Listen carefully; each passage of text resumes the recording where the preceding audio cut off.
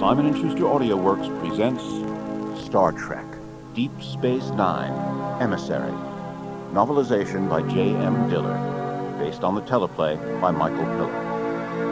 Story by Rick Berman and Michael Piller. Performed by Nana Visitor.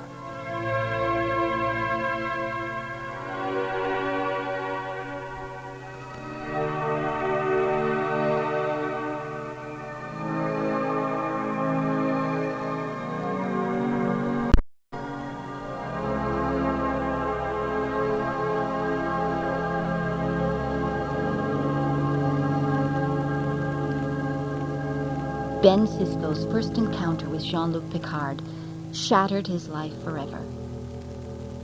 On stardate 4400-2.3, a fleet of 40 Federation starships received orders to proceed to Wolf 359 to intercept a Borg vessel on its way to Earth. The Saratoga was the first to arrive. Lieutenant Commander Benjamin Sisko served as the Saratoga's first officer.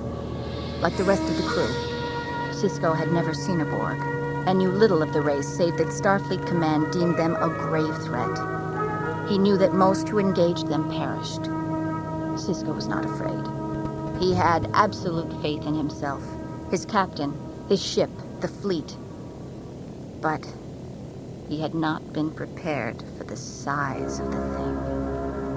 On Saratoga's main bridge view screen, the Borg ship hung gray and motionless against a backdrop of stars, dwarfing the Federation vessel with its vastness. It was a huge, ungainly cube of spaceborne metal with thousands of tiny compartments, like a gigantic metal hive built by insects. Captain Storl leaned forward in his chair and frowned, a small, faint crease appearing between his dark, upswept brows. Sisko took note of the gesture. For the captain, it was the equivalent of a muttered curse. Storl was a Vulcan, dedicated to the repression of feeling and the pursuit of pure reason. The screen flickered and went dark. In place of the Borg ship, a face appeared. A human face. Jean-Luc Picard, the famous captain of the Enterprise, stood on the bridge of the Borg vessel. And yet, it was not Picard. Not human. Not machine, but a monstrous marriage of metal and flesh. One of Picard's arms had been extended with an intricate mechanical prosthesis, his eyes augmented with a sensor scope protruding from one temple. His pale face was frighteningly blank. His dignity, his warmth, were gone. If any part of Jean-Luc Picard remained, the man-machine hybrid gave no sign.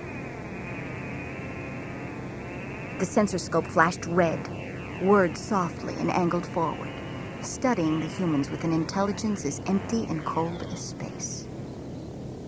I am Locutus. You will be assimilated. Resistance is futile.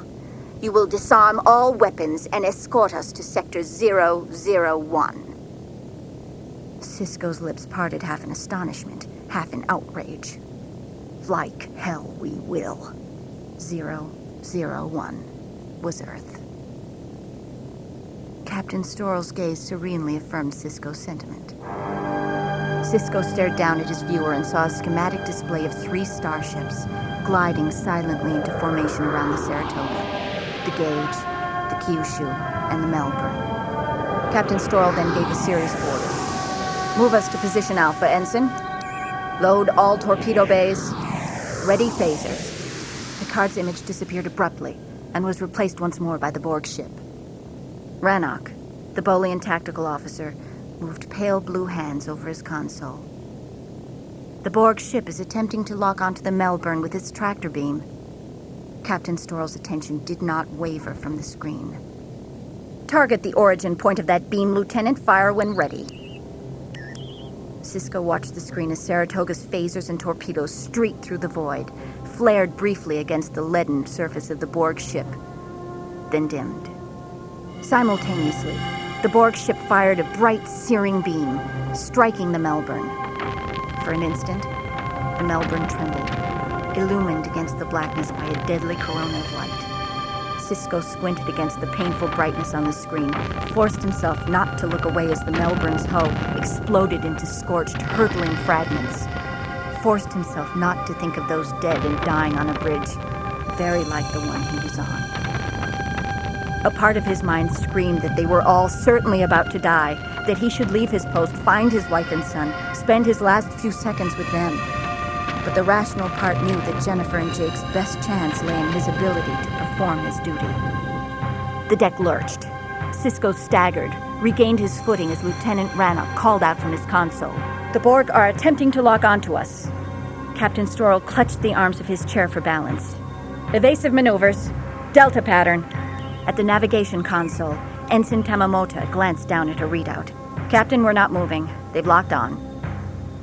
Cisco watched the screen as the gauge and the Kyushu opened fire on the Borg vessel, trying in vain to save the Saratoga, just as Saratoga had done for the Melbourne. Feverishly, Rannoch worked his console to maintain the Saratoga's shields, but with no effect.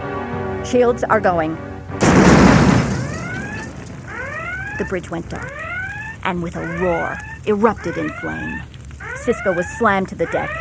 When Saratoga righted herself, he drew in a lungful of smoke, coughed, and pushed himself to his knees. The bridge lay dark and smoldering, illumined only by the sparks raining from damaged consoles. Cisco strained to hear his captain's calm voice.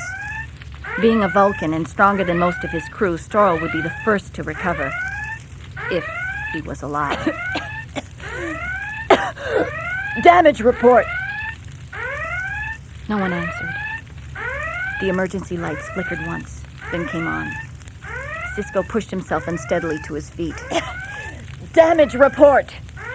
In the dim light, Rannoch, wounded, bleeding, pulled himself up on his console, while Cisco moved quickly from body to warm body, feeling for pulses, finding none. Captain Storrell's unseeing eyes were staring serenely through the haze. Cisco drew his hand away from the Vulcan and rose slowly to face Lieutenant Rannoch, who hunched over his console in obvious pain. "Direct hit. Decks 1 through 4. Cisco knew that his wife Jennifer and son Jake were there. He touched his comm insignia. "Engineering. Your status." There was no reply. Cisco and Rannoch exchanged grim looks. Suddenly, the computer's loud, overriding voice echoed on the silent, haze-filled bridge. "Warning. Damage to warp core. Containment failure in 4 minutes. Cisco hit his insignia again. "All hands, prepare to abandon ship." As he moved toward the lift, he kept thinking about Jennifer and Jake. Then he turned back. Rannoch was still huddled over the console. "Lieutenant, let's get the civilians to the escape pods." Rannoch nodded and followed.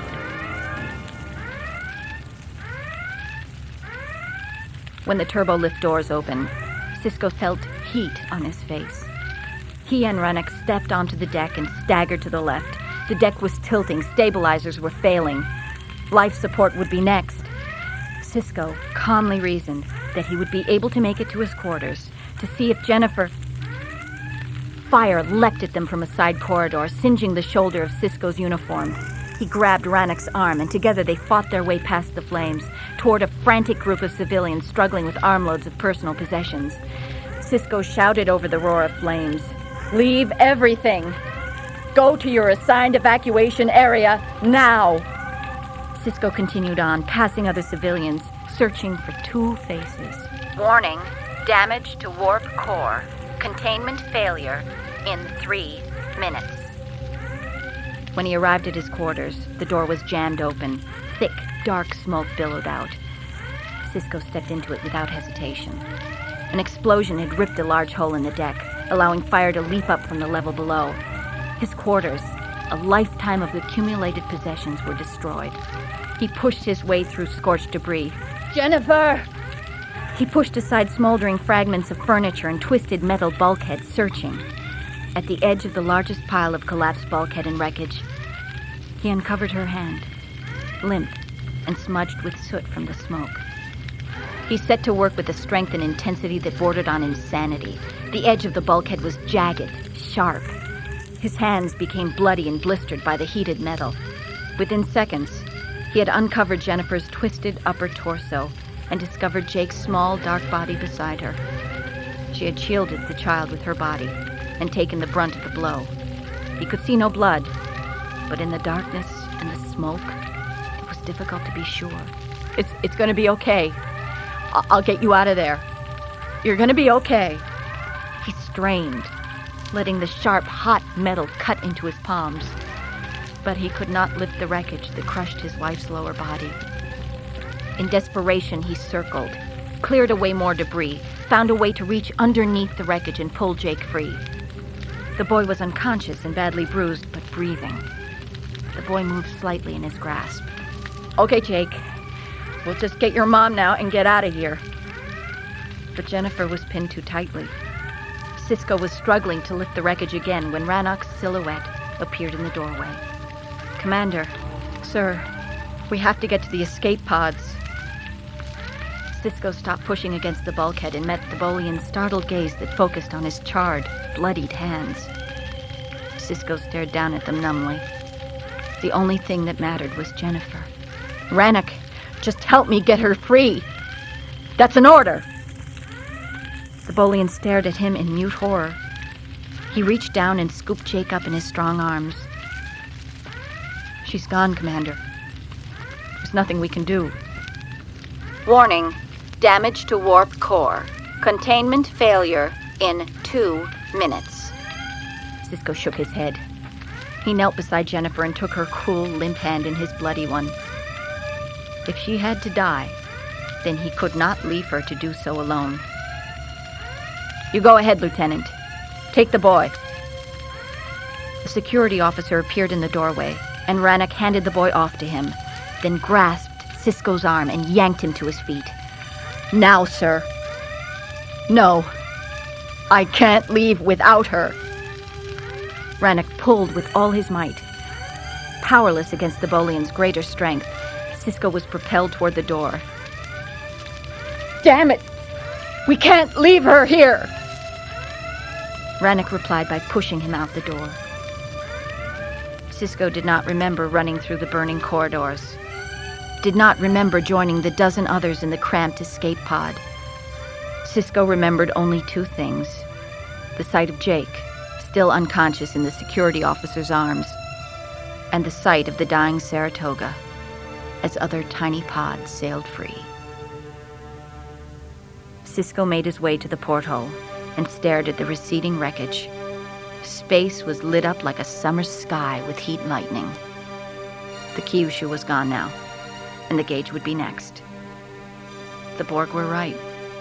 Resistance was futile. All was destroyed. In his mind, he lay dead beside Jennifer, their bodies consumed by flame. He watched as Saratoga exploded like a small sun and let himself be blinded by the light.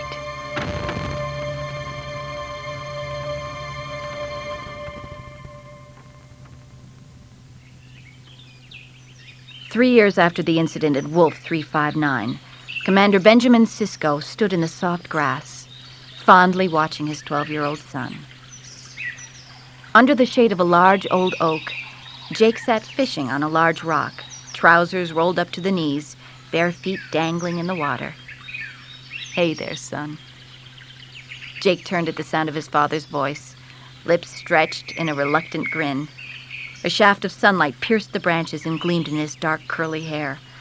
The smile so increased his resemblance to Jennifer that Cisco drew in a silent, painful breath as he crossed over and perched beside his son on the rock. Time had not dulled the memories of his wife. Cisco returned to the horrors of the Saratoga each night in dreams. At least, Jake was there each day to remind him of the good things that might otherwise be forgotten. Jennifer's same shy, crooked grin. Jennifer's gestures. Jennifer's good nature and complete inability to stay angry about anything for more than a full minute at a time. Jake was angry now, and like his mother, doing a miserable job of hiding it. How they biting?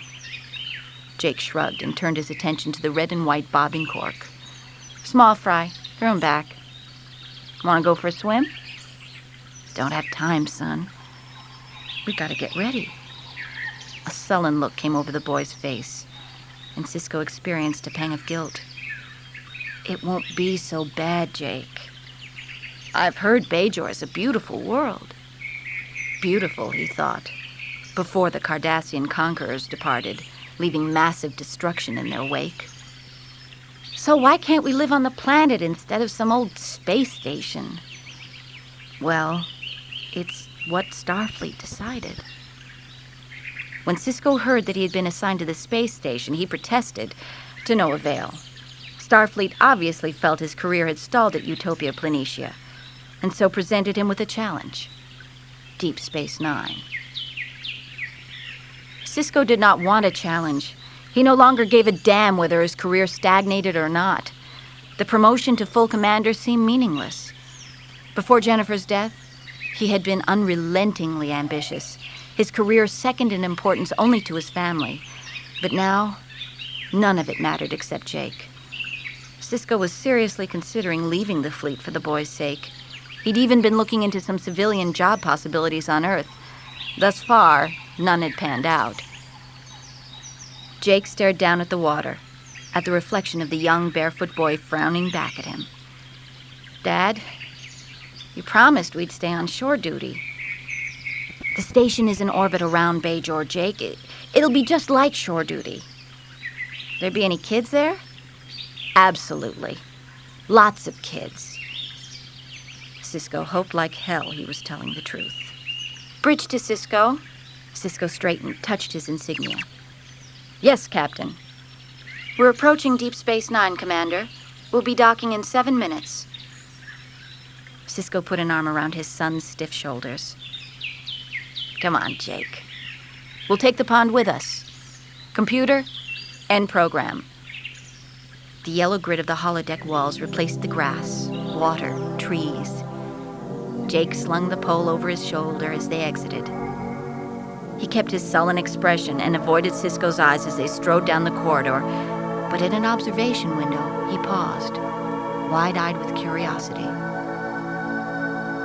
Cisco followed his son's gaze. On the view screen, the space station hung amid the stars, the planet Bajor hovering nearby. A handful of ships were docked at the station, including one Cisco recognized as the Enterprise. Deep Space Nine had a gothically ornate alien beauty. The Cardassians were master architects, but their sweeping, angular style was dark and brooding. The metal had an almost organic look. It made him think of the Borg and Locutus, and from there, he was in his quarters aboard the Saratoga again, struggling vainly to free Jennifer's trapped, lifeless body. Then the scene aboard the Saratoga was obliterated by the sudden flash of an image. A strange, middle-aged woman reaching long, gentle fingers toward his face. All part of a forgotten dream from the night before. The woman's eyes were dark, unfathomably wise, full of peace and knowing and pain. The woman's face metamorphosed, grew younger, became Jennifer's face. And she spoke one word: welcome. Cisco tried to remember more of the dream, but could retrieve only the image of the woman and the light, and a strange sense of coming home. Jake looked questioningly at his father with a slight, curious, Jennifer-like frown. Cisco pulled himself from the strange reverie and patted his son on the shoulder. Come on, Jake. Let's go. With Jake beside him, Cisco stepped inside the space station's airlock. Lying on his back on the floor was a Starfleet ensign. He apparently had removed a console panel and was reaching up inside to manually work the airlock controls. Ruddy-faced, sweating, he glanced over at Cisco and Jake. Sorry about that, Commander. All the interlock servos in this airlock were stripped by the Cardassians. It's a junkyard the bloody Cardies left us with, if you ask me. Cisco grunted his understanding as he surveyed the damage. Although he was not a man given to prejudice, Cisco was less than kindly disposed toward the Cardassian culture, which embraced treachery and vindictiveness. The door clanked shut.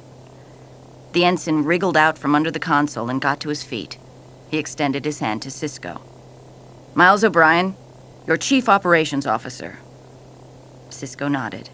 "My son, Jake." O'Brien gave Jake a special smile, then turned back to Cisco. "Can I show you to your quarters, Commander?" Cisco nodded, hoping that the quarters were in better shape than the airlock. Jake stared glumly down the gloomy, deserted corridor, then looked at O'Brien. "Are there any kids here?" "Kids? Well, sure, some. I have a 2-year-old, but she's a little young for you. I think I've seen a Ferengi boy about your age, if he hasn't left with the others."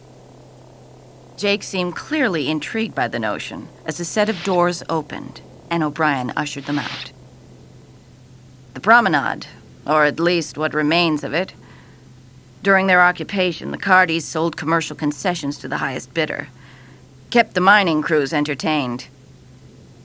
Cisco saw that the place had obviously served as a combination free port and flea market, with a collection of kiosks, restaurants, gambling casinos, and bars. He suspected some of them housed sexual holosuites in their secluded upstairs. The promenade even had a Bajoran temple. The place had no doubt been bustling during the Cardassian occupation, but now it appeared almost deserted and ravaged by vandals. Storefronts had been broken out, walls scorched from phaser blasts. Cisco had known something of the destruction inflicted on Bajor's surface. After a century of occupation, the Cardassians' intense mining operations had exhausted the planet's resources, and they had wearied of the decades-long struggle against Bajoran terrorists. They departed, but not without first poisoning the wells and scorching the ground, leaving behind a wasteland whose inhabitants were forced to turn to the Federation for help. O'Brien's expression was grim. "I'm told the Cardassians decided to have some fun the day they left. 4 Bajorans were killed trying to protect their shops." They passed by a bar and casino where 3 Ferengi were packing up equipment. Cisco thought of Jake, alone and forlorn, playing amid the rubble. "Why hasn't anybody cleaned this up? We've got all available personnel assigned to repairing primary systems, sir. The Cardassians took every component of value. We have virtually no defenses. Major Kira, the Bajoran attaché, and I decided..." Cisco cut him off. "Understood. But what about the civilians who operated these shops?" "A few are trying to rebuild, but most are packing up to leave." They walked in silence for a few moments. With each step, Cisco grew more apprehensive, more guilty over where he had brought Jake. Ahead of them, a Bajoran temple, simple and elegant compared to the surrounding Cardassian structures, caught Cisco's eye. As they approached, someone stirred in the arched, shadowed entryway. An elderly Bajoran monk, dressed in traditional robes, his eyes large and compelling beneath a thick fringe of white brow. "Welcome, Commander." Cisco hesitated. Welcome? He remembered the dream from the night before, the dream of the wise woman, and for the first time, he realized she had been alien, Bajoran. The monk wore a faint beatific smile. "Please enter. The prophets await you." Cisco flashed suddenly on a memory. The Saratoga's darkened bridge, the smell of smoke, struggling uselessly to raise the flaming bulkhead, the sight of Jennifer, motionless, trapped. He shook the memory off and looked at the monk. Another time, perhaps. The 3 continued past, and when they were barely in earshot, Cisco heard the monk say softly, knowingly, "Another time." O'Brien watched as father and son took a few tentative steps inside their new quarters. The room was typically Cardassian, all in shades of gray and black. The boy grew noticeably glum, and Cisco seemed to fare no better. O'Brien forced himself to smile. The boy wandered off into the adjacent bedroom. O'Brien took advantage of his absence to sidle alongside the commander and speak quietly. Sir, I wouldn't allow the boy to go roaming. We're still having some security problems. Oh, and I almost forgot. Captain Picard wants to see you as soon as possible. Oddly, Sisko changed the subject swiftly, as if he hadn't registered O'Brien's statement. Any word on our science and medical officers? They're expected tomorrow. Jake appeared in the doorway, thin, dark brows knitted together in disapproval. Dad, I hate this place. We're just going to have to rough it until we get things up and running, Jake. I want you to stay here until I come back, okay?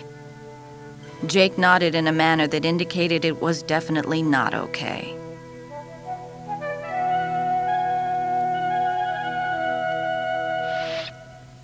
O'Brien and the new commander took the turbolift to Ops, the heart of the station.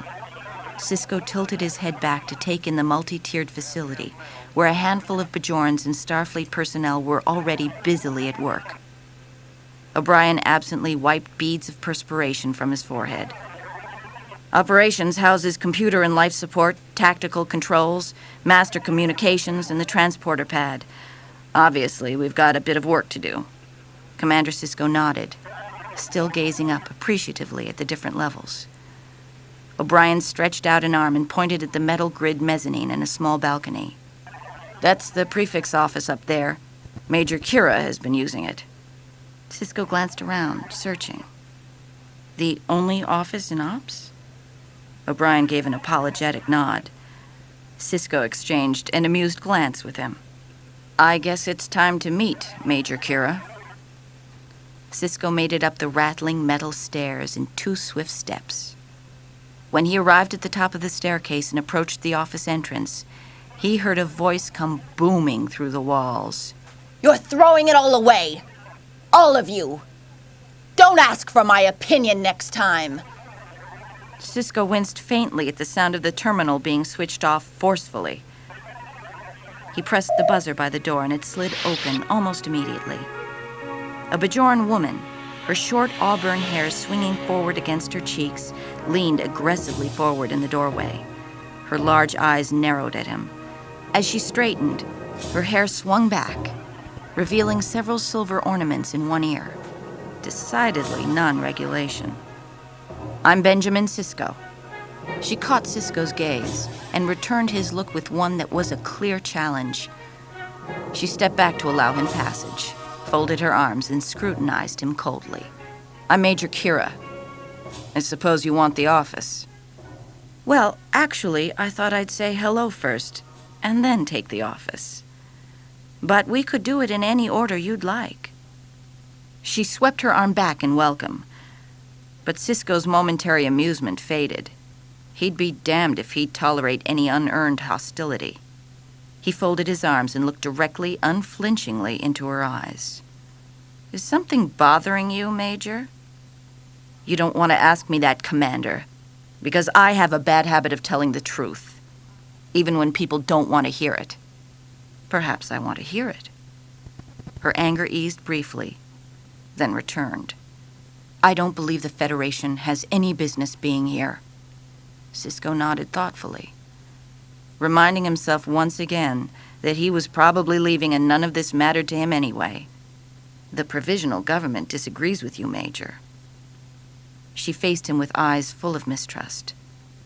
The provisional government and I don't agree on a lot of things, which is probably why they've sent me to this God-forsaken place. Commander, I have been fighting for Bajoran independence since I was old enough to pick up a phaser. Finally, we drive out the Cardassians, and what do our new leaders do? Call up the Federation and invite them in. What sort of independence is that? Sisko faced her squarely. How can you make a comparison between the two? The Cardassians were invaders who ravaged your planet and your people. The Federation is only here to... Kira interrupted. Help us? Yes, I know. The Cardassians said the same thing 60 years ago.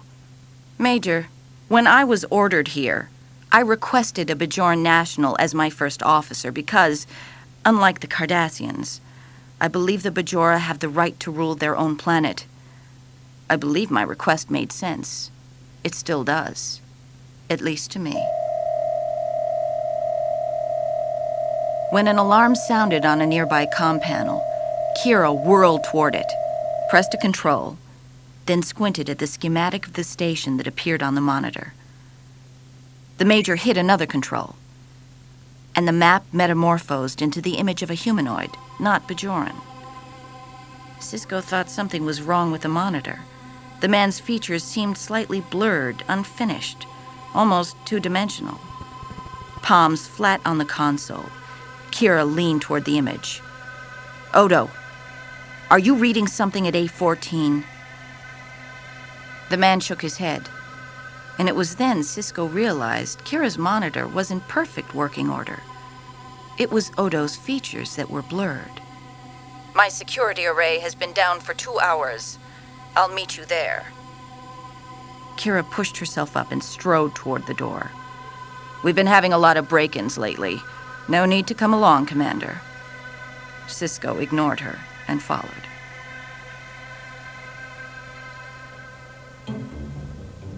On A14, Nog peered around the doorway and squinted tiny golden eyes into the dimness. Nog was Ferengi, very young, and at the moment, very nervous. He was ashamed to be afraid. Not that the Ferengi race approved of courage. Uncle Quark always said that courage and honor and altruism were the worst sort of stupidity, and there was nothing worse by Ferengi standards than stupidity.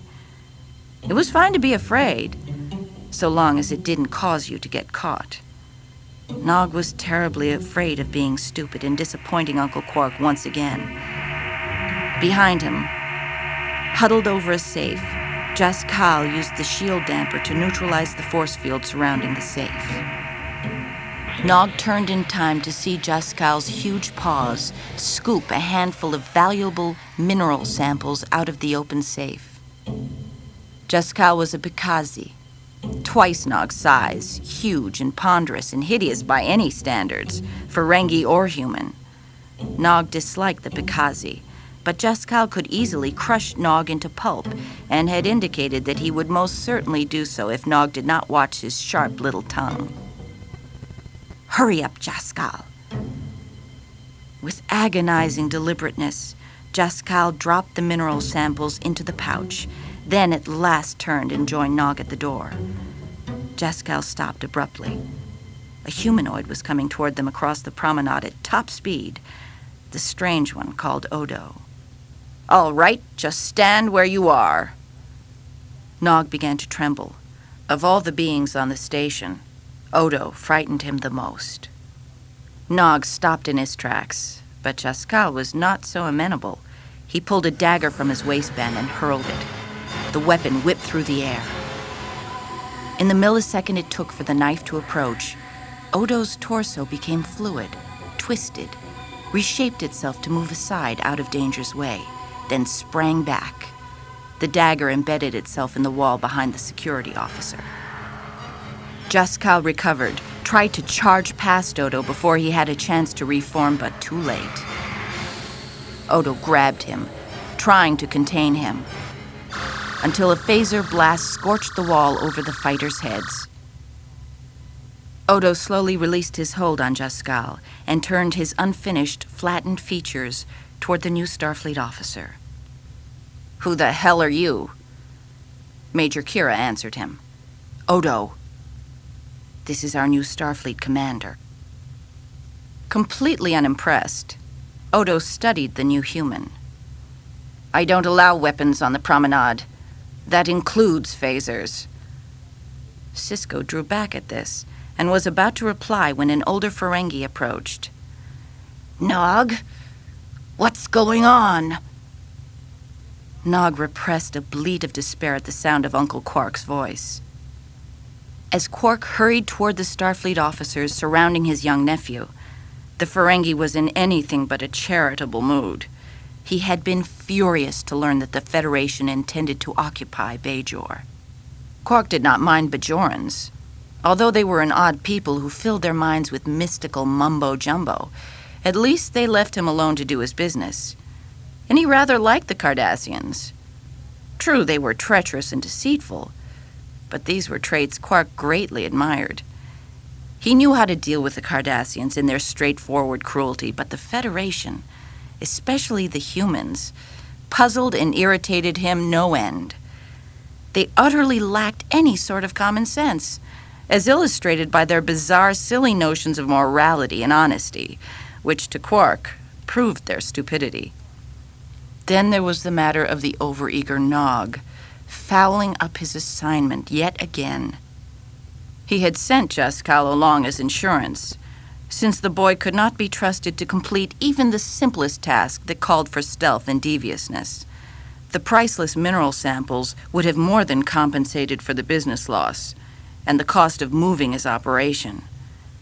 Yet despite his evil humor, he approached the Starfleet officers with an innocent, simpering demeanor. Quark turned his attention to the commander. My name is Quark. I used to run the local gambling establishment. This is my brother's boy. Surely you can see that he has only a peripheral involvement in this. We're scheduled to depart tomorrow. Sisko turned to Odo with a nod at the young Ferengi and Jaskal. That won't be possible. Take them to the brig. With an expression of pleasure, Odo led Nog and the hulking Bakazi away as Quark stared bitterly at the human. He released a sigh of disappointment and hurried on stumpy little legs to follow the prisoners. Kira watched them go and shook her head. Quark probably sent the two of them here to steal the ore samples in the first place. She turned to study the new commander. Sisko wore a thoughtful expression.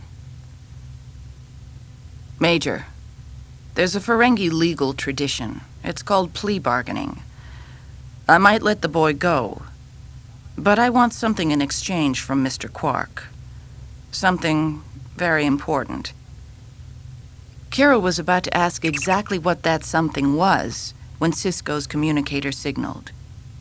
O'Brien to Commander Sisko. Go ahead, O'Brien. Sir, the Enterprise has hailed us. Captain Picard is waiting to see you. Sisko terminated the comlink and glanced at Kira. This won't take long. Kira tilted her head, intrigued, as Sisko headed toward the airlock. She had noticed the very subtle change in the commander's expression at the mention of Picard's name, and read the emotion hidden there. It was one Kira had learned as a child from the Cardassians, one with which she was all too familiar. Hatred.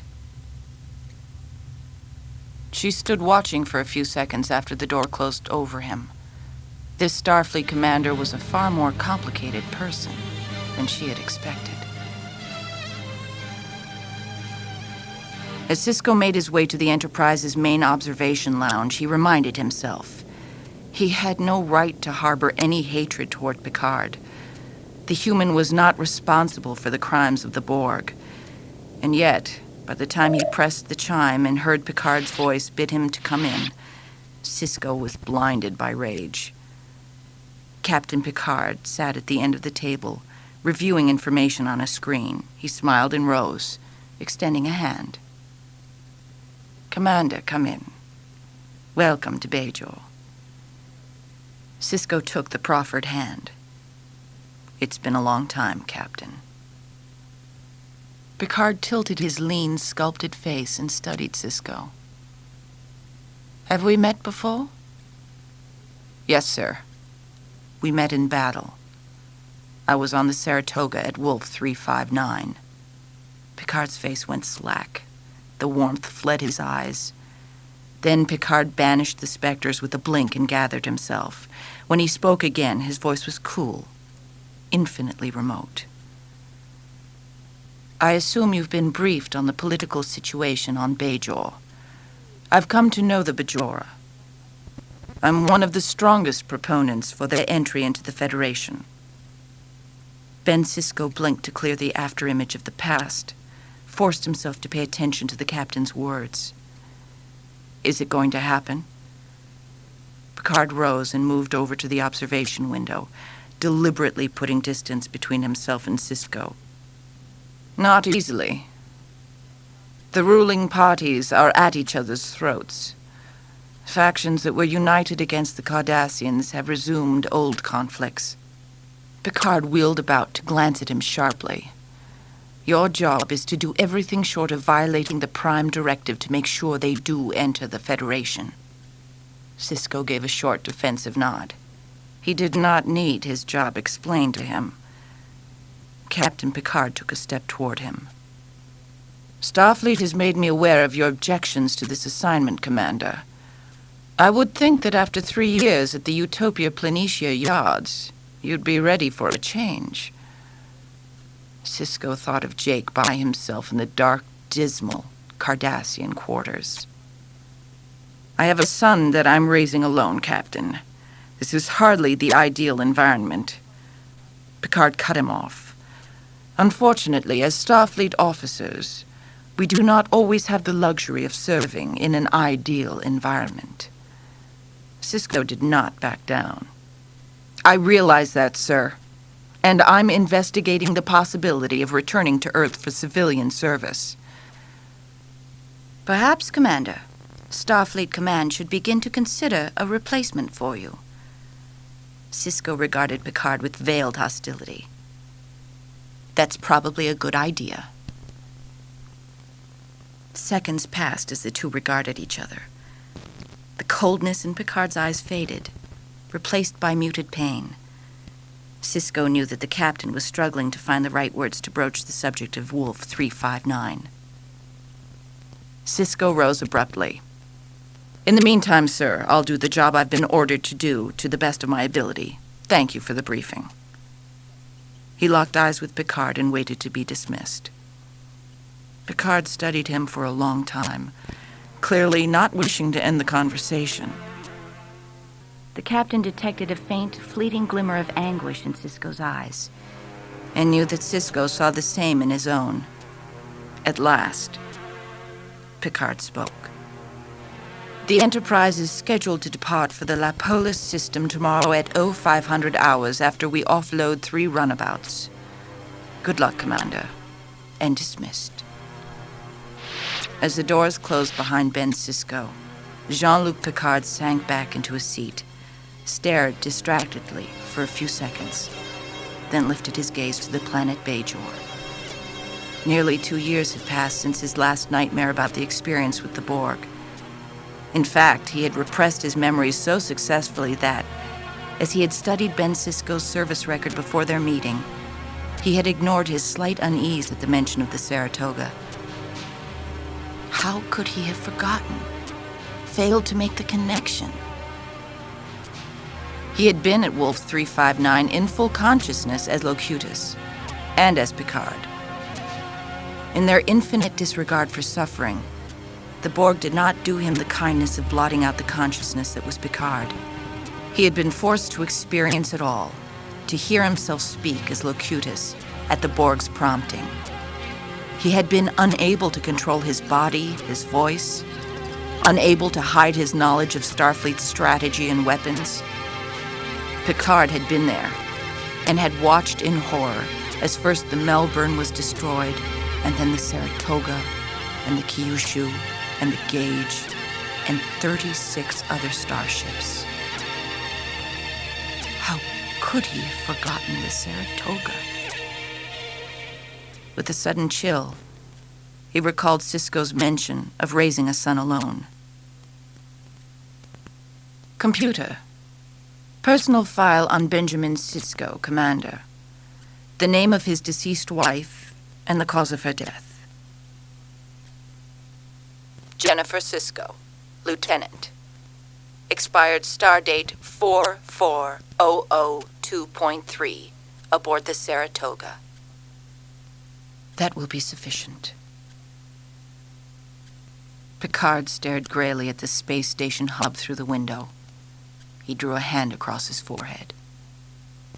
As Counselor Troy had reminded him gently 3 years ago, he could not change the facts of his mental violation by the Borg, could not bring Jennifer Sisko and all the others back from the dead. He had wrestled with some of the same demons as Sisko, had come very close to resigning his commission in an effort to retreat from past horrors. He hoped that Sisko managed to overcome those demons. Otherwise, Starfleet would lose one of her finest officers.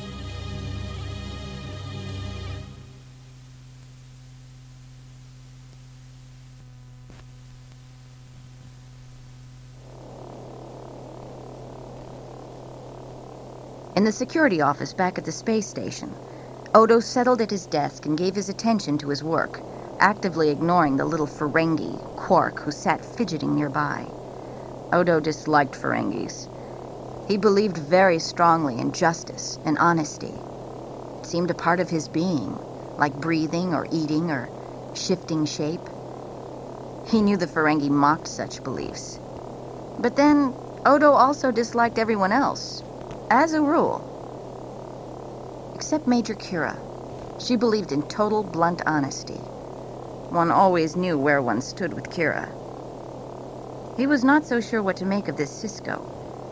He had seen how the Starfleet commander looked at him after the brief demonstration of his shape-shifting ability, and knew that Sisko wondered about his unfinished face, but hadn't asked. Odo wondered himself. 50 years ago, he had been discovered alone in an alien spacecraft near the Denorius asteroid belt. He had no memory whatsoever of his origin, of his people, but the Bajora took him as one of their own. To assimilate, he had been obliged to take on the form of a Bajoran.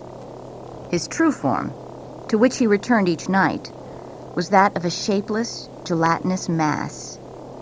He had never been able to get the humanoid appearance quite right. His features seemed flattened, two-dimensional. He knew only one thing of his people, that justice was so much a part of them as to be a racial memory. Odo could not conceive of doing any other work than security. He glanced up from his work as Sisko entered the room. Sisko said, "You wanted to see me?" Quark was on his feet, facing Sisko plaintively. "Commander, about my nephew." "Well, well, Mr. Quark. It's good to see you're still here. Have a seat, please." Quark swiveled his large rectangular head to glance at the chair behind him and crawled back into it reluctantly. "Of course I'm still here, Commander. We're not leaving until tomorrow." "I don't think so. It's really quite simple, Quark. You're not going to leave." Quark's mouth dropped, revealing a row of wide-set pointed teeth. "Not going to leave? But we're all packed and ready to... Why would you want me to stay?" Odo gave up all pretense of working and stared up at Sisko with surprised amusement. "I'm curious myself. The man is a gambler and a thief." "I am not a thief." Odo gazed steadily at Quark. "You are a thief." Quark smiled a sharp-toothed little smile that made Odo think of a hungry Bajoran sand dragon. "If I am, you haven't been able to prove it for 4 years." Sisko did not return the smile. "My officers, the Bajoran engineers, all their families depend on the shops and services of this promenade. But if people like you abandon it, this is going to become a ghost town. We need someone to step forward and say, 'I'm staying. I'm rebuilding.' We need a community leader. And it's going to be you, Quark." Quark glanced helplessly at Odo. "Me? A community leader?" Odo settled back in his chair and grinned. But Quark failed to appreciate the humor. He spread his clawed hands and shook his head at Sisko. "How could I possibly operate my establishment under Starfleet rules of conduct?" It was a good question. Odo turned to Sisko for the answer. "This is still a Bajoran station. We're not here to administrate. You run honest games, and you won't have any problems from me." Quark growled with disdain and folded his stubby arms in unconscious imitation of Sisko and fell silent. Sisko and Odo waited. At last, the Ferengi shook his head. "Commander, I've made a career out of knowing when to leave. This Bajoran provisional government is far too provisional for my taste. And when governments fall, people like me are lined up and shot. Sisko turned to leave. Stopped. Paused thoughtfully in the doorway. Your poor nephew is about to spend the best years of his life in a Bajoran prison. The boy should be with his family, not in a cold jail cell. Think about it.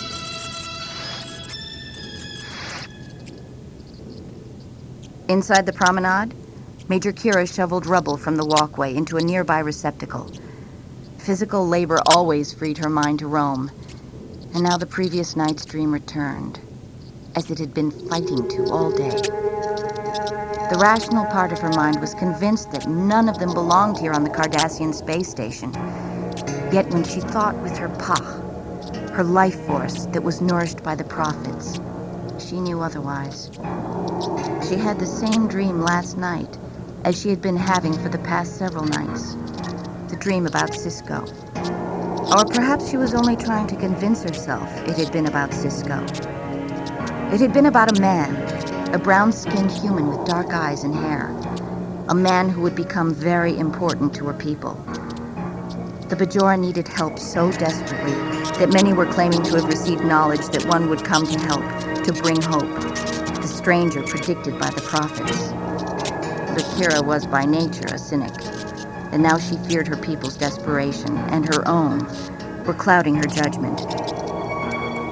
And yet, when she thought with her Pa, not her mind, she could sense such amazing things in Sisko's Pa that she almost believed, almost dared hope.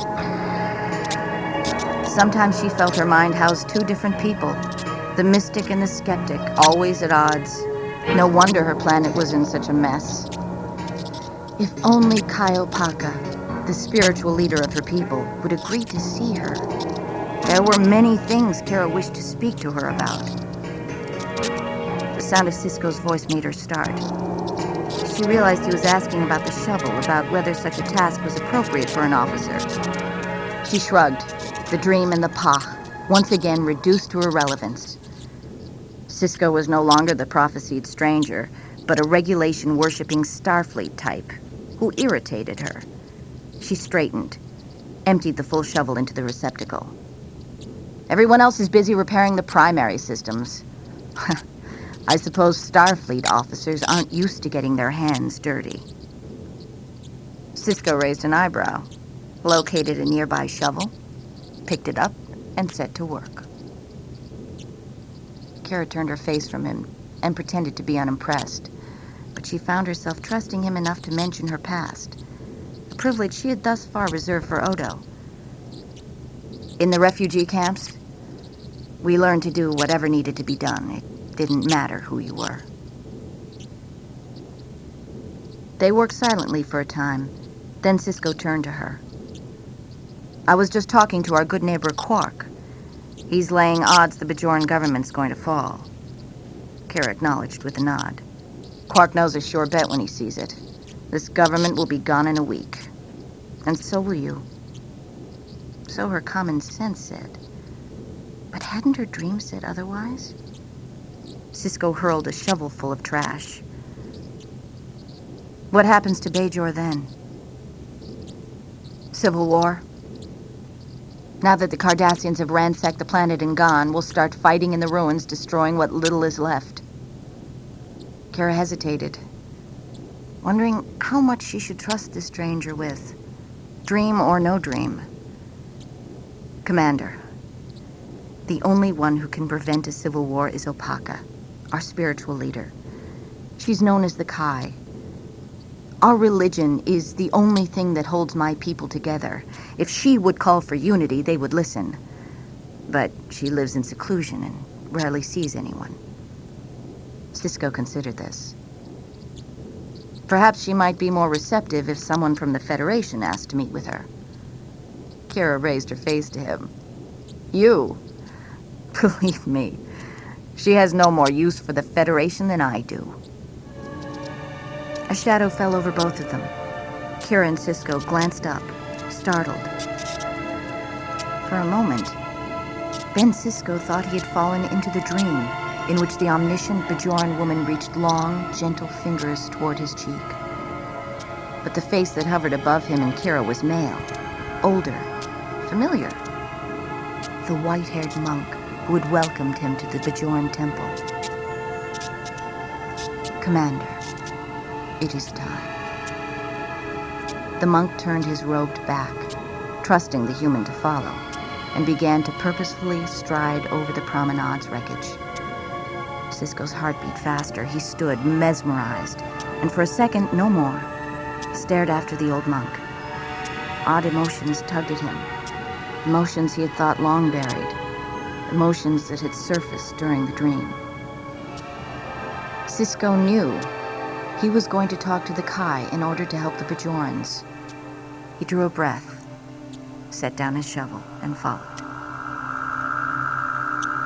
Cisco and the monk transported planetside, where a bright midday sun shone on the ruins, scorched earth, dead and dying foliage, the burned-out shells of buildings. A few buildings had been spared.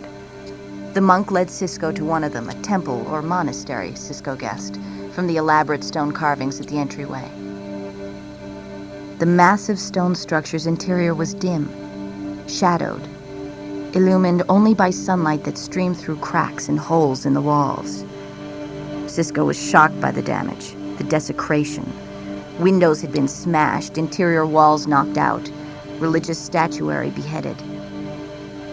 Yet the Cardassians had not succeeded in destroying the sense of serene contemplation that permeated the site. His guide led him past one monk who chanted mournfully amid the ruins, another who, hobbled by injuries, painstakingly patched an exterior wall. Commander Cisco. A gentle voice called his name. He turned in the direction of the sound toward the shadowed form of a woman. Cisco held his breath as a woman from his dream stepped forward, emerging from the darkness like the ghostly figures of the Saratoga's wounded. She was Bajoran, middle-aged, dressed in a brightly colored sheath, and she was injured. She supported herself on a cane as she moved toward him. Her face was badly bruised, yet it shone with an interior radiance, an inner peace that no enemy could violate. Opaka smiled faintly, gesturing with a gaze at the ruins surrounding them. I apologize for the conditions in which we greet you. Desecrating the center of our spiritual life was a way for the Cardassians to strike at the heart of the Bajoran people. Opaka led him to a contemplation area, where carved wooden benches formed a semicircle around a reflecting pool. She settled herself carefully onto one of the benches. Cisco sat beside her. She turned to him with a small smile. Your arrival has been greatly anticipated. Cisco forced himself to recover from the strange surge of emotion caused by the memory of the dream. I'm glad to hear that. If Bajor can join the Federation, it will bring stability. The Kai interrupted. I do not speak of the Federation. I speak of your arrival. Opaka reached out with long, gentle fingers and cupped one side of Cisco's face, studying him as an old woman might admire the face of a beloved grandchild. Have you explored your Pah, Commander? A Bajoran draws courage from his spiritual life. Our life force, our Pah, is replenished by the prophets. The radiance in her eyes grew as she moved her hand to Cisco's ear, and one finger slowly traced the outer rim. With a sudden move, she squeezed Cisco's earlobe. He jerked his head, startled at the intense pain. Breathe, Commander. He tried to return the conversation to political matters. Kai Opaka, if we could discuss your role in the post-Cardassian transition. Opaka ran her fingers back up the outer rim of Cisco's ear. Ironic. One who does not wish to be among us is to be the emissary. Sisko stiffened. Was his lack of interest, his desire to leave Deep Space Nine, so obvious? The Kai leaned closer, studying each millimeter of his face. After a full minute of silence, she drew back. There is much to be learned from your Pach, Commander. Opaka removed a tiny control from the folds of her robe and touched it. The reflecting pool disappeared, revealing a carved stone stairwell leading downward. The pool had been a hologram. Sisko followed her down into a secret cavern, untouched by Cardassians, primitively illumined by rows of flickering candles. At the base of the stairs, Opaka turned to him, balancing her weight on the cane. You are correct that Bajor is in grave jeopardy, as grave as any time in our history. But it is the threat to our spiritual life that far outweighs any other.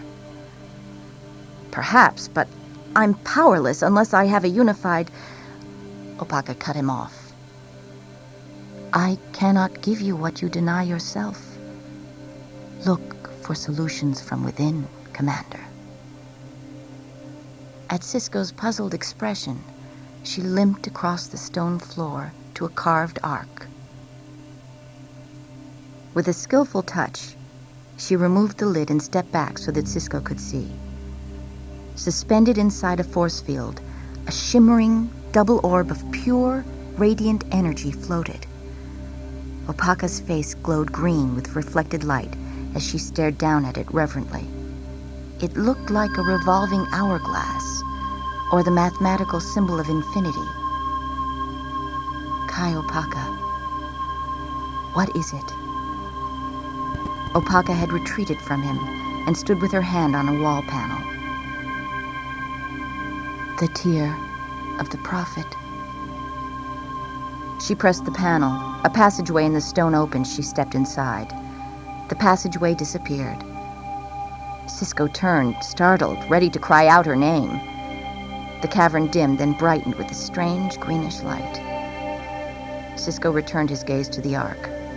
The force field surrounding the glowing infinity orb had vanished. The orb itself had brightened, increased in size, started to spin. As Sisko stared in amazement, it began to spin faster, all the while growing larger, larger, until the ark could no longer contain it. And then it spun out into the room, enveloping him with a force more powerful than a cyclone. The light brightened to blinding intensity, blotting out the sight of the ark, the cavern, everything except itself. Sisko cried out and closed his eyes, but still the light increased to a level beyond physical pain. And then faded. He opened his eyes, tentatively. No shadows. No cavern. Sisko stared out at a vast expanse of white sand framing blue water, blue sky, drew in a lungful of air and tasted brine. He stared down at himself and saw not a Starfleet uniform, but his own body, younger, leaner, wearing a bathing suit he had long ago forgotten owning. And standing there on the beach, he realized he was holding a tray of drinks in his hand. He nearly dropped it. It was lemonade. What the hell? Opaka? Two bathing suit-clad passerby shot him an odd look. Sisko fell silent, puzzled by the strange sense of familiarity. He was interrupted by the swift, certain conviction that his feet were being scalded by hot sand. Hologram or not, the sensation was all too real. Ah! Ah! Ah! Sisko pranced on tiptoe, eyeing the area around him. The water was too distant, but he spied a nearby beach blanket.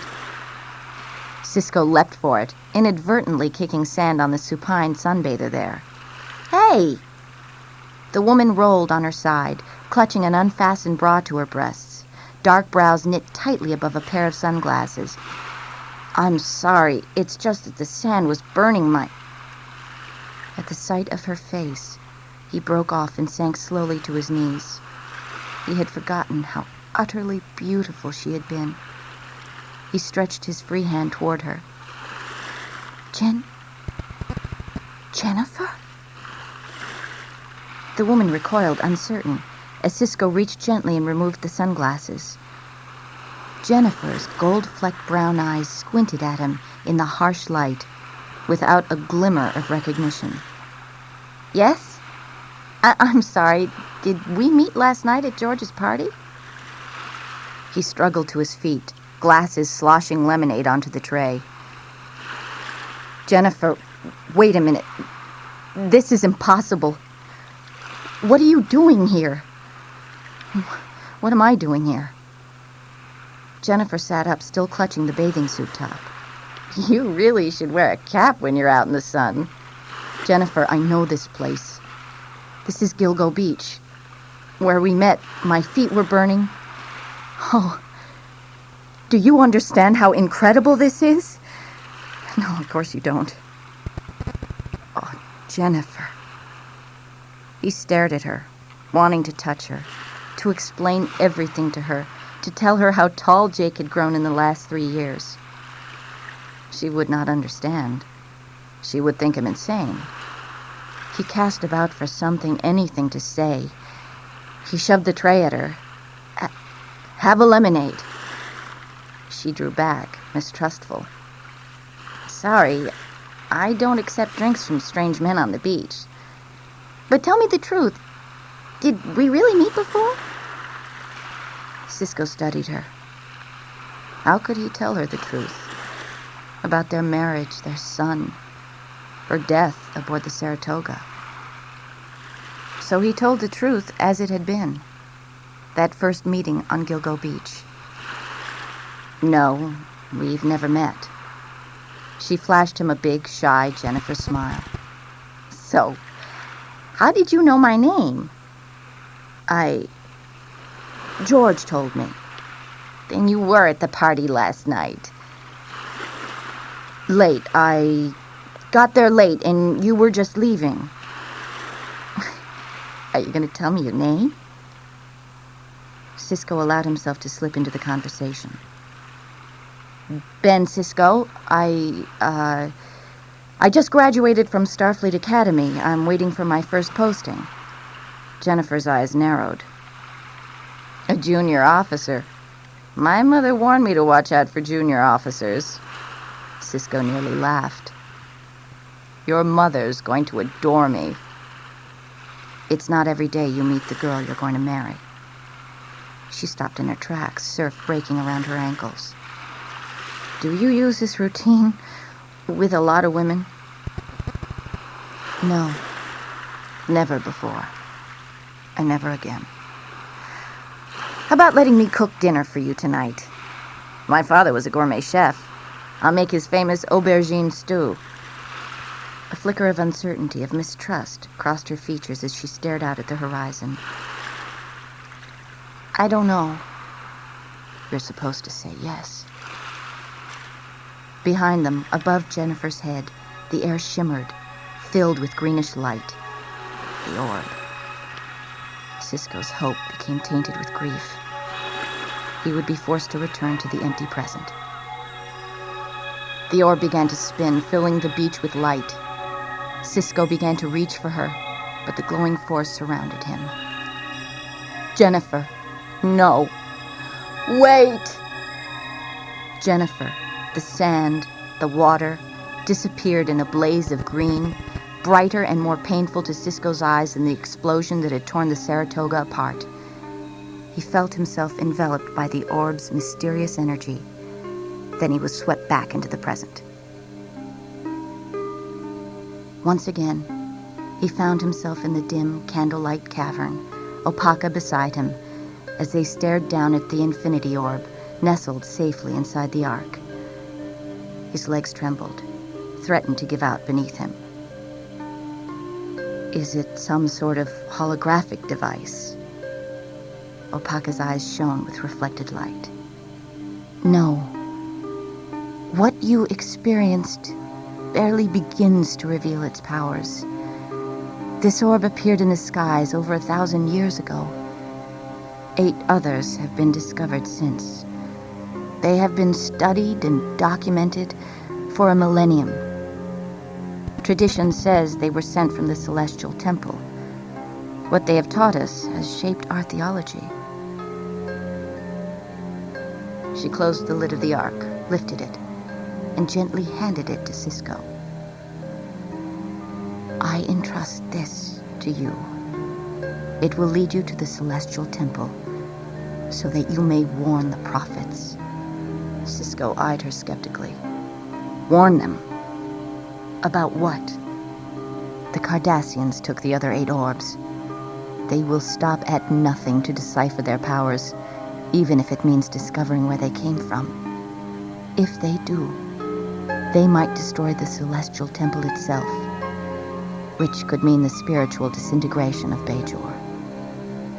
Cisco shook his head, took a step backward. You expect me to go off on some sort of quest?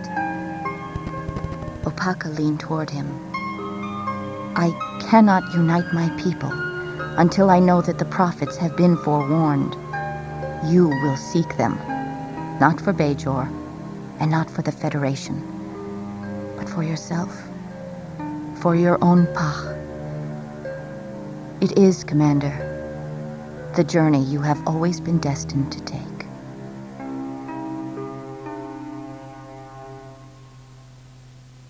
After securing the Bajoran Ark and its mysterious contents in the science lab, Cisco stepped inside his quarters, dark, save for starlight filtering through the portholes. He groped his way through the vast outer quarters into Jake's room.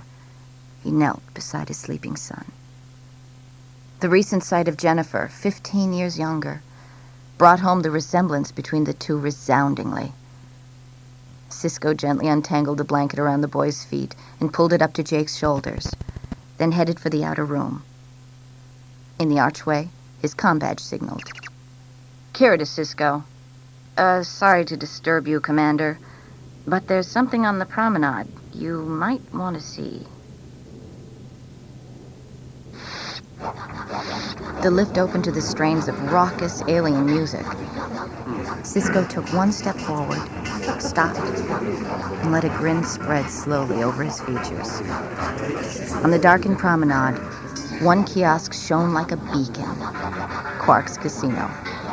Cisco ambled down the freshly swept walkway, watching the handful of pedestrians, a few Bajora, a few fellow shopkeepers, a few spacefarers from docked vessels, hurry toward their bright destination. Inside, the casino showed little signs of Cardassian devastation. A huge spinning vertical wheel, the Ferengi version of roulette, whirled under the guidance of Quark's Ferengi pit boss. Fortune's fate are with you today, friends. Prompt wagers, please. Cisco elbowed his way through the smoke-filled room, past crowded gaming tables into the bar. Quark appeared on the other side and offered up a snaggle-toothed smile. What'll you have, Commander? Cisco placed a hand on the polished bar and glanced approvingly over his shoulder at the crowd, then back at Quark. How's the local synth ale? Quark added new wrinkles to his already generously creased nose. You won't like it. I love the Bajorans. Such a deeply spiritual culture. But they make a dreadful ale. Don't ever trust an ale from a God-fearing people, or a Starfleet commander who has one of your relatives in jail. He slammed the glass on the bar in front of Cisco and wrinkled his brow ridge as he examined Cisco's face closely. Are you sure you have no Ferengi blood? Cisco permitted himself a small, even smile. All right, Quark. You kept your part of the bargain. Let's talk. Ben Cisco stood beside Major Kira as they waited at the airlock gate for the medical and science officers to come aboard. Cisco strained to pick out 2 blue Starfleet uniforms amid the sea of non-fleet civilians coming through the airlock gate. Cisco knew little about the medical officer, save that his name was Julian Bashir. He was absurdly young, fresh out of Starfleet Medical and a specialist in multi-species medicine. But Ben Sisko and Science Officer Lieutenant Jadzia Dax were very old, very dear friends. In fact, Dax had been his mentor and fatherly advisor. They had not set eyes on each other since Dax, an aging, white-haired male, left Utopia Planitia. And Sisko had no idea what he looked like now. What she looked like. Sisko caught a glimpse of Blue. Dax and Bashir headed toward them. Dr. Bashir, broad-shouldered, olive-skinned, with brown hair and warm brown eyes, looked every bit as young and green as his personnel record indicated, and then some. And Dax was definitely female, definitely beautiful, every bit as young as Bashir. She was long-limbed and tall, with a pale, delicate beauty that reminded Sisko of ancient daguerreotypes he had seen of Victorian-era women. At the sight of Sisko, she smiled a serene smile, uncannily like that of her predecessor. Sisko returned the smile awkwardly. Inwardly, he felt a strange sorrow. The outer Dax, the old man, was gone. A part of his friend had died, never to return. With Kira accompanying, Sisko strode toward the new officers. Dax fondly gazed at him with a young woman's eyes that held the accumulated wisdom of centuries. "Hello, Benjamin." Sisko allowed himself a smile at last. This is going to take some getting used to." "Don't be ridiculous. I'm still the same Dax." She had the what-the-hell directness of advanced age, but there was a bright, youthful energy in her voice. She directed her smile at Kira. "Jadzia Dax. And this is Dr. Julian Bashir." She gestured warmly toward the young man, as if the two were already fast friends. Bashir took Sisko's hand a little too eagerly, Sisko realized. This was Bashir's first assignment. Dax noticed the younger man's tension and took Bashir's arm with reassuring, maternal warmth. Sisko repressed a chuckle. Bashir obviously interpreted Dax's innocent parental concern as something entirely different. Kira's eyes narrowed slightly in disapproval. "Commander, if you'd like me to give them a tour of the station, you and Dr. Bashir go ahead. I'm afraid I have to put Lieutenant Dax right to work." Kira nodded and briskly gestured Bashir toward the promenade. Sisko waited until he and Dax reached an interior corridor, well out of Kira and Bashir's earshot before he raised the issue. "He's a little young for you, isn't he?" Dax did not quite smile, but she was clearly amused by the situation. "He's 27. I'm 28. 328, maybe. Did you tell him about that slug inside you?" Sisko could never quite bring himself to refer to the symbiont by its proper term. She looked at him fondly. "Yes, Benjamin. He knows I'm a Trill. He finds it fascinating. He's never met a joined species before. And it's we. You know that. You're speaking to both of us all the time. It's not like you're speaking just with the outer host. Symbionts have feelings, too. I wonder if he'd have been as fascinated if you still looked the same way you did the last time I saw you." "Perhaps not. I don't really know this new host. I miss Curzon." Dax laid a hand on Sisko's arm. "I know. I miss him too, Benjamin. If it makes you feel any better, a part of him, all his memories, will always be with me." They stepped aboard the lift and rode up in silence. In the laboratory, Sisko showed Dax the infinity-shaped orb, now freed from its arc and suspended behind a force field. She drew in a breath, her face illumined by childlike awe and reflected greenish light. "Benjamin, it's beautiful. Have you had a chance to test its properties?" He shifted uneasily, unable to bring himself to speak so soon of Jennifer and Gilgo Beach. "I've been waiting for my science officer. Your field, not mine. We do have one advantage. The Bajoran monks have been studying these things for 10,000 years. I've had our computers set up to interface with their historical databanks. She nodded approvingly, and he turned to go. She called after him. I was happy when I heard you'd accepted this assignment.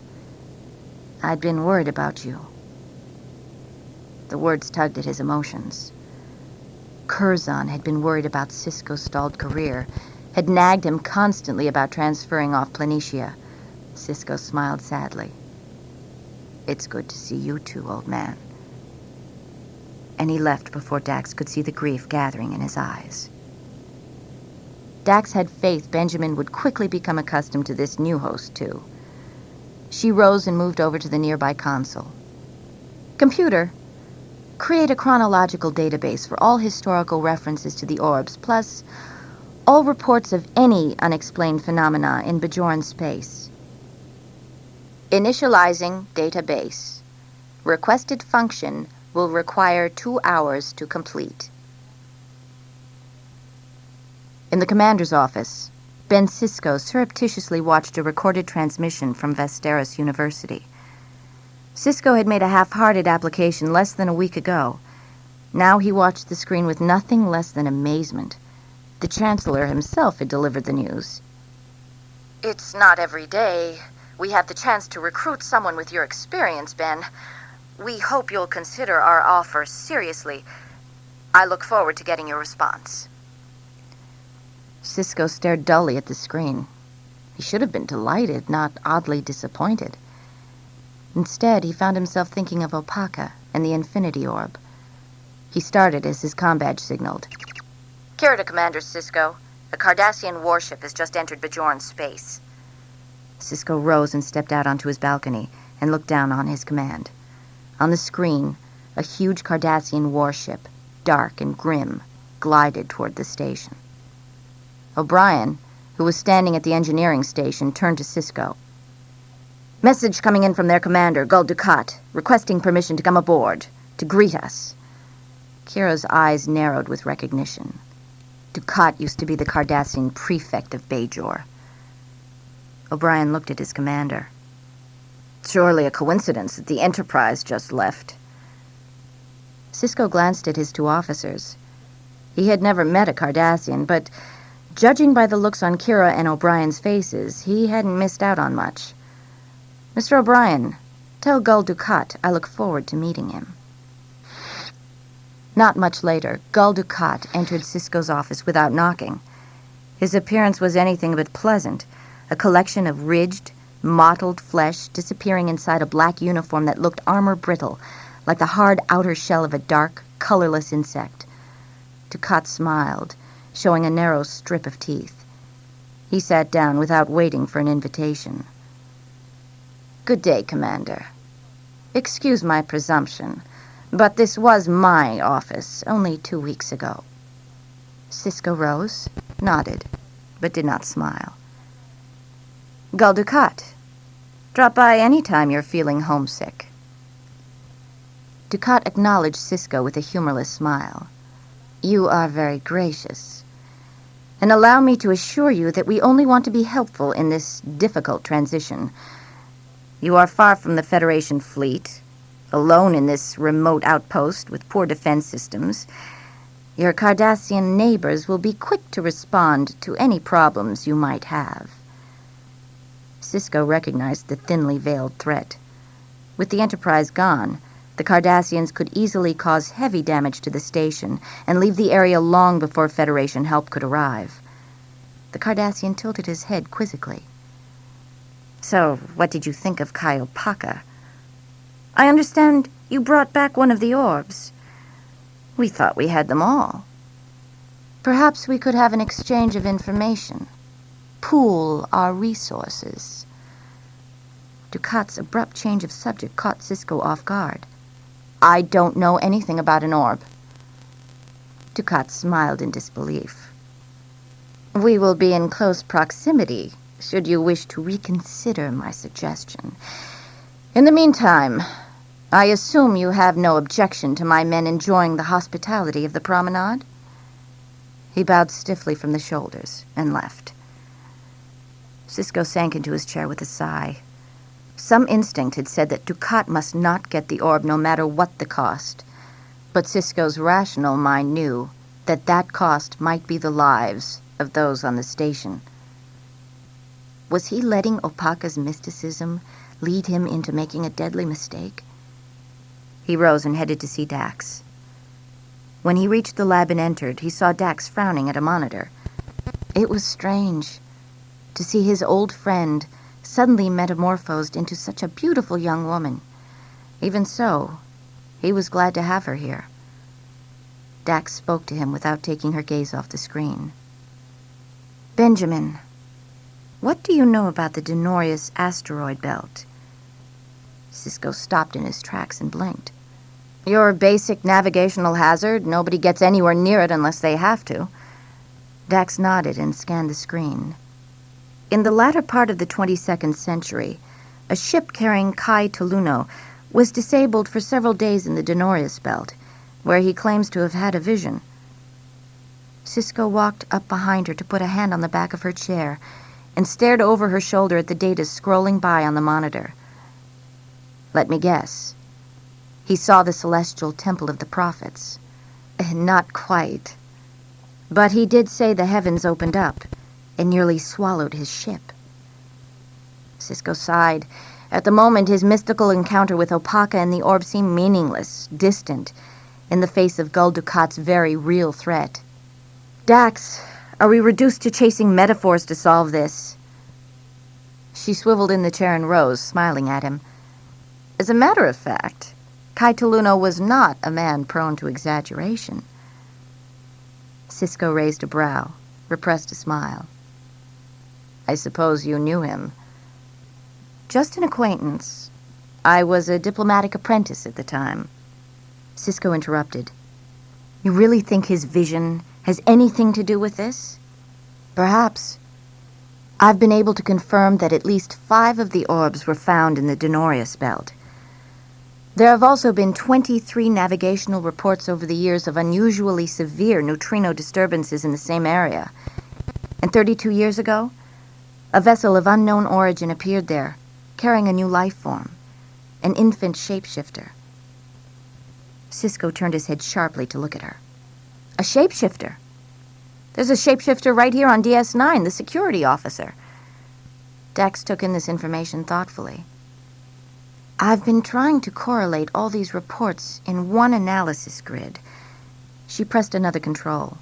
Cisco leaned forward to study the 3-dimensional grid that appeared on the screen, brightly delineating a small area of space near the station.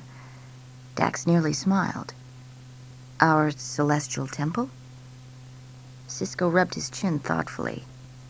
"It's worth a look. I just spoke with Gul Dukat. He's made it very clear he's keeping an eye on us. So, somehow, we need to get by the Cardassians undetected." Dax smiled up at him. "What were you just saying about that security officer?"